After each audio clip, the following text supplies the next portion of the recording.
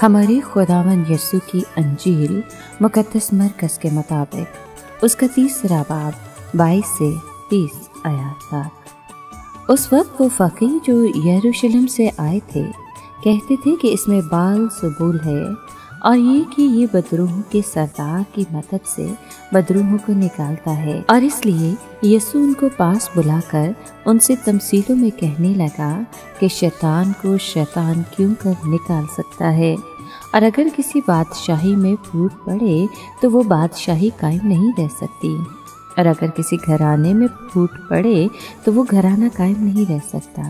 और अगर शैतान अपना ही मुखालिफ हो और उसमें फूट पड़े तो वो कायम नहीं रह सकता, बल्कि उसका खात्मा हो जाता है। कोई आदमी किसी जोरावर के घर में घुसकर उसके असबाब को लूट नहीं सकता जब तक कि वो पहले उस जोरावर को ना बांध ले और फिर उसके घर को लूट लेगा।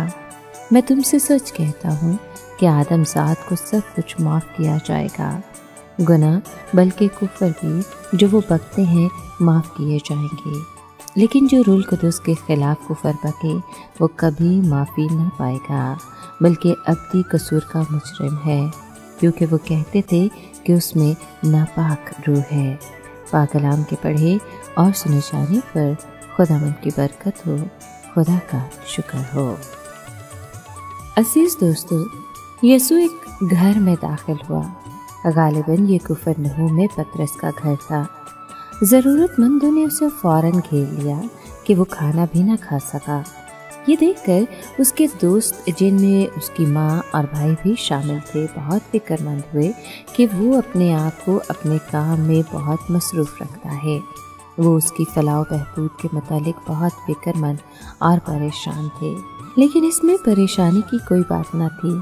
इसके बरक्स उसके दुश्मन फ़कीह दूर व नज़दीक के इलाकों से आकर उस पर इल्ज़ाम लगाने लगे कि उसमें बाल ज़बूल है और वो बदरूहों के सरदार की मदद से ऐसे काम करता है। यीशु ने दिखाया कि ये इल्ज़ाम कितना बेबुनियाद है।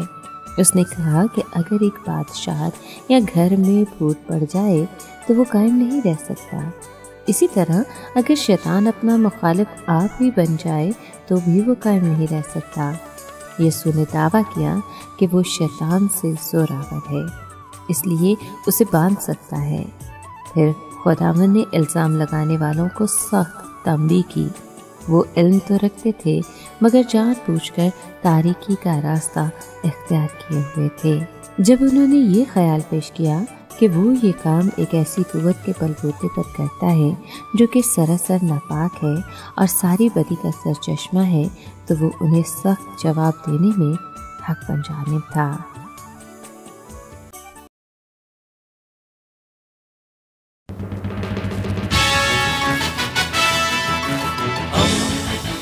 दोस्ती का पैगंबर, रेडियो वेरितास एशिया।